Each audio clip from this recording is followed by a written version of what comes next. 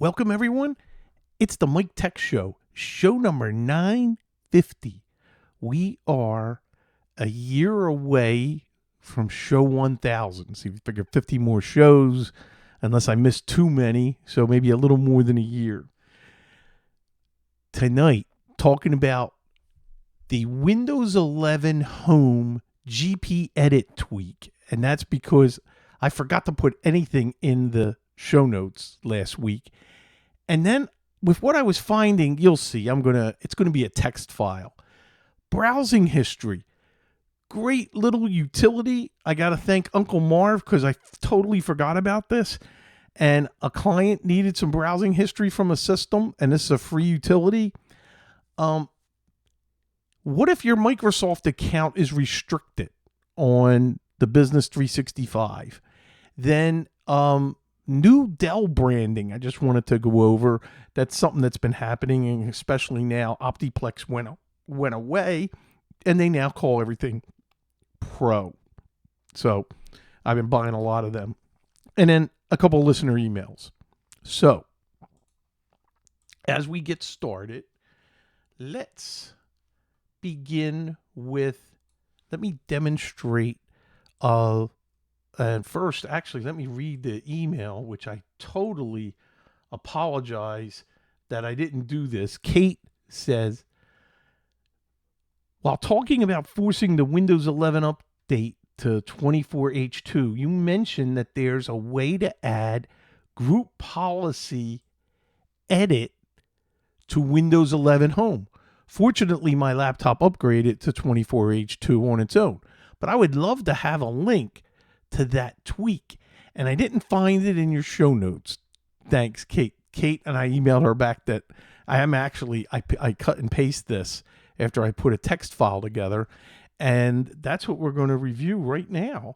So I have the text file on my test system, and this file will absolutely be in the show notes. I already put it on the on my hosting, and I'll have a link to it. It'll be the first link in the show notes. There's two solutions. Now, I sent Kate the PowerShell solution, but there's another one if you build a batch file. And if you take a look at the whole file, it goes, it really, it doesn't wrap there unless you make it wrap. So to get the group policy, you need to create a batch file with these 3 lines. You just use a text editor, create the file, but then when you save it, name it with a .bat.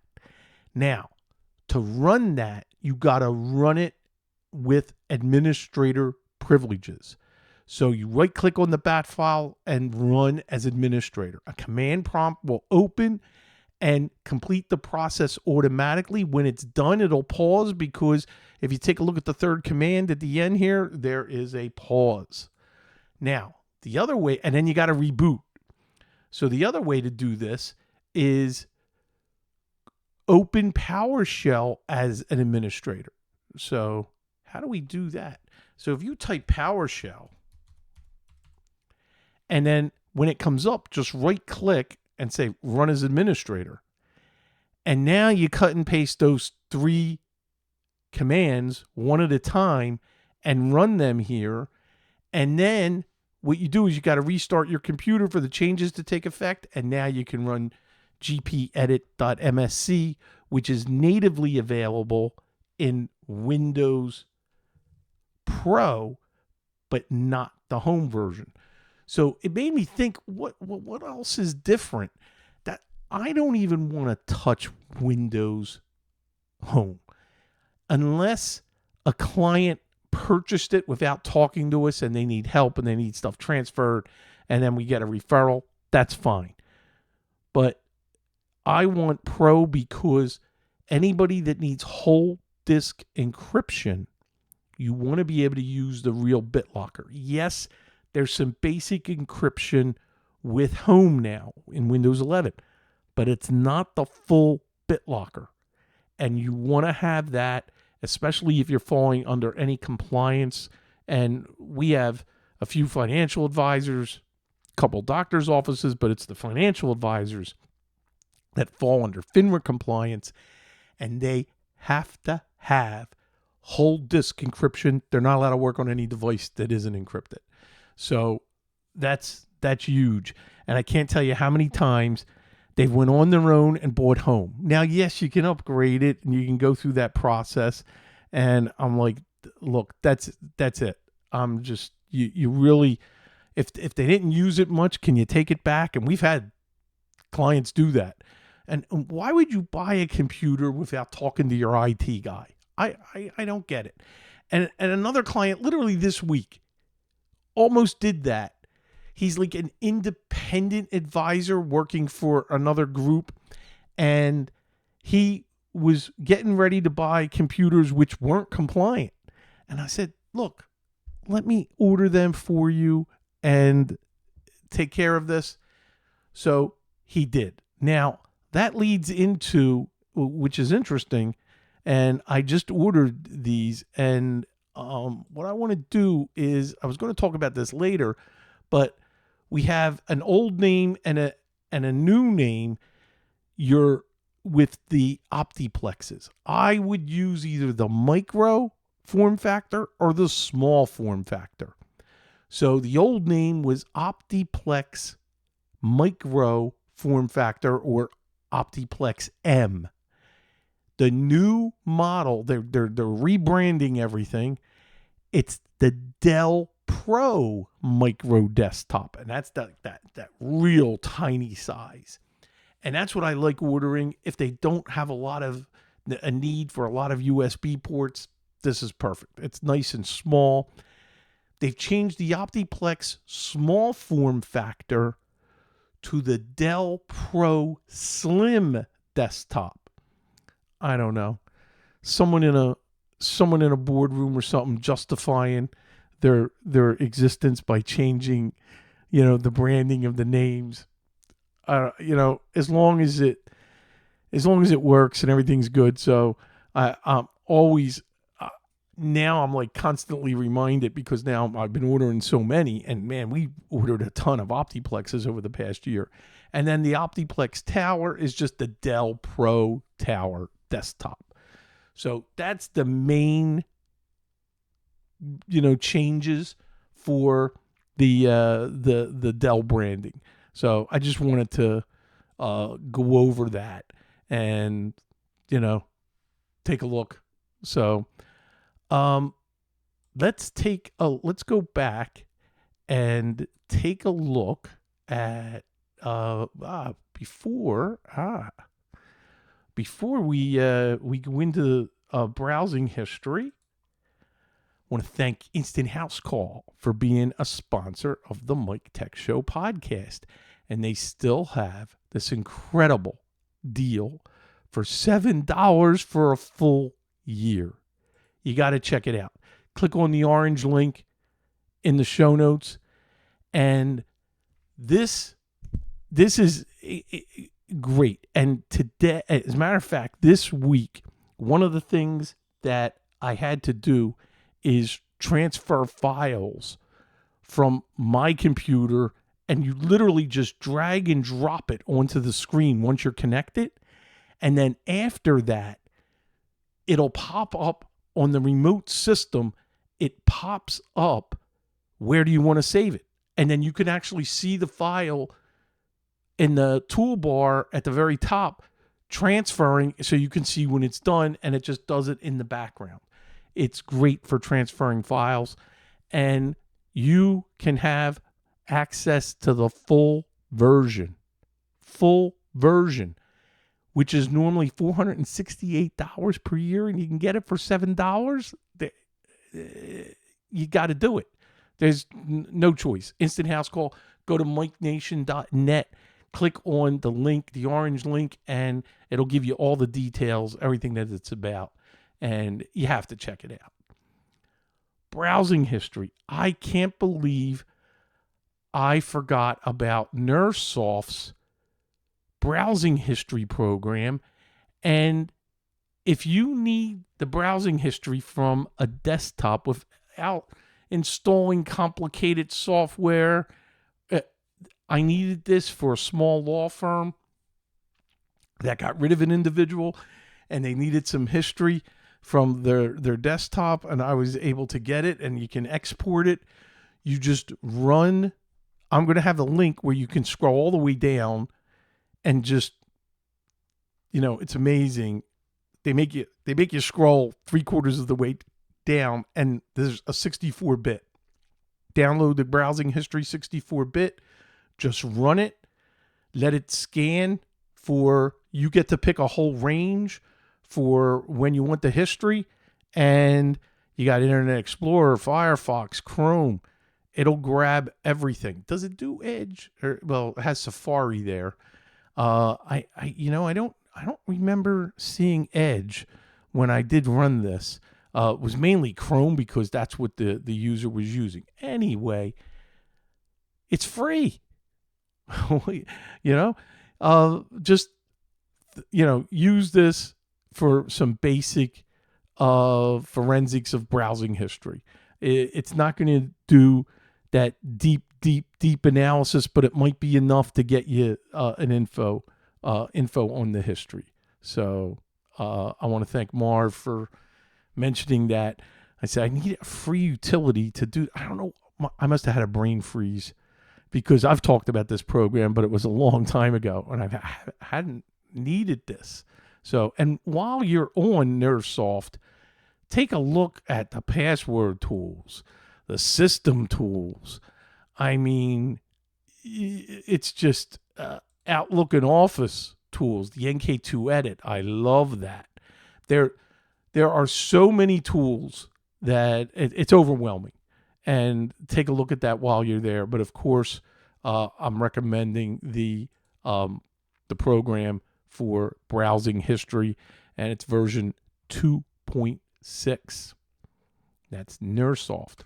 Okay. User was receiving email but could not send. So what's going on? If they're an Office 365 or Microsoft 365 account, well, this is the link for where you have to look at its outbound spam to restore restricted users because they've been blocked. So that means their account has been sending lots of spam messages. So that means their account has been compromised. The first thing we do is you reset the password. But then you do more than that. Now, this user thought they weren't getting mail. Well, guess what? They were getting mail. But there was a rule for every inbound message to move it to another folder. So you first reset the password to a complex, long password.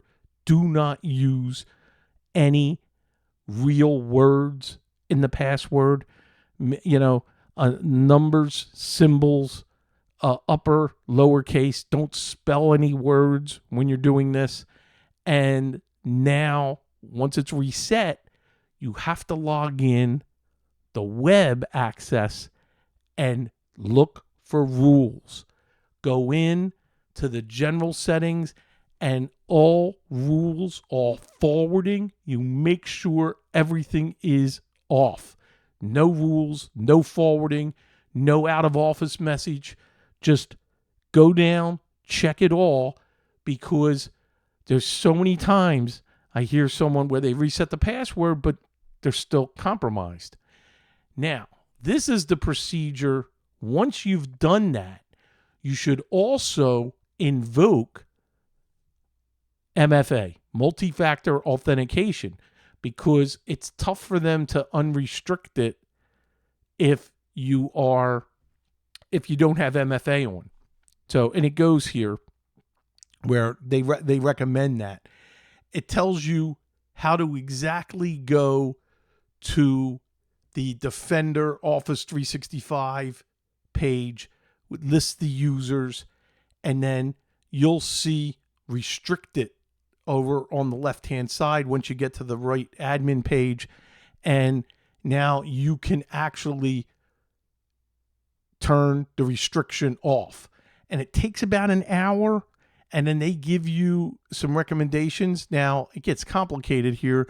They have some, power exchange online PowerShell commands, but you don't need to do that. If you have access to the admin of the 365 account, you can go right in there and you go to email and collaboration, policies and rules, alert policy, and under there, you'll see user restricted from sending email on the page. And so you just verify that it's okay and they're allowed to send mail. That takes about an hour, and we tested that, and it was a little under an hour actually, and it started working. So that was great. I figured since I had to go through that, I might as well share that with everybody. So let's, where are we at? I'm covering, boy, man, I've blown through everything here. So let's go to an email, and this is from Hilton. Saw your latest show where you used Windows Update to install Windows 11 24H2. Just wanted you to know the easier ways. If you run the Windows 11 Update Assistant, which I was afraid to on my own system, even though I got great backups and everything, I was nervous about doing that. I wanted it natural, organic. I wanted the update to appear in the updates and then run it. But if you run the Windows 11 Update Assistant, it will non-destructively, I like that, upgrade Windows to the current feature update. You can also download the ISO and double click it to mount it in Explorer and run the setup. It will allow you to do an in-place upgrade. We use that whenever we find computers that for whatever reason don't get upgraded automatically by Intune, or to do the in-place reinstall of Windows to fix the OS corruption. Keep doing what you do. Your show is an inspiration to not get stagnant and stay current in IT. Hilton, thank you so much for that. And for confirming for everybody that, hey, you don't have to go through that group policy edit that I went through. But you know what? I love learning. I love knowing new things and trying some things and testing out, something that I've never done before and then seeing it work. That's great. It's just, I love multiple ways of getting to the same point, where here you can run the Windows Update Assistant. You can actually download the full ISO or use the media creation tool and just do that in-place upgrade, and it should keep your data and your programs. So now we got multiple methods to do everything. That is it. Short show tonight. Next week, hopefully I'll have some visitors. And beginning of the show, my grandkids will be down here. And when I say grandkids, my oldest one is starting college in September. So, and then my youngest is just getting older. So my wife is driving down from Pennsylvania early next week and bringing the two grandkids with her. And I can't wait to see everybody. We're going to hang out here for a couple of weeks. Then we're going to drive back to Pennsylvania and stay the summer up there. I've got so much work, so many projects, and most of the projects are systems where they waited to the last minute to do the upgrade to Windows 11, and the systems have to be replaced. So we got one really big client where it's going to be like 20 to 30 computers, and then everybody else, they're small, 2, 3, maybe 5, so we still got a few clients that we gotta get to and take care of. Then I got a project coming out that I'm actually reading up on it, that I'm going to be taking the Microsoft 365 tenant that was purchased through GoDaddy, but then transferring it to a standalone tenant, getting away from the grips of GoDaddy. So I will definitely talk in detail about that as I go through that project. I'm trying to think of, I got a few projects on the horizon, and it's good enough. So that's it. Everybody take care. Don't forget, Instant House Call for remote access for $7. Just do it. Sign up. And then you get to kick the tires. Email me any questions or anything about the show, suggestions, tips, tricks, anything. MikeTechShow@gmail.com. You also got the recordings on YouTube, youtube.com/Michael Smith MTS. Please take a moment and subscribe to the YouTube. And that's it. Don't forget the main websites, MikeTechShow.com, and that'll take you right to MikeNation.net. So you can go to either one and get all the show notes, so you don't have to worry about writing anything down while you're listening or watching. All the show notes are right there. And if I miss something like I did last week, email me. I'll take care of it. I'll fix it. That's it. See everybody next week. Same time, same channel. Bye-bye.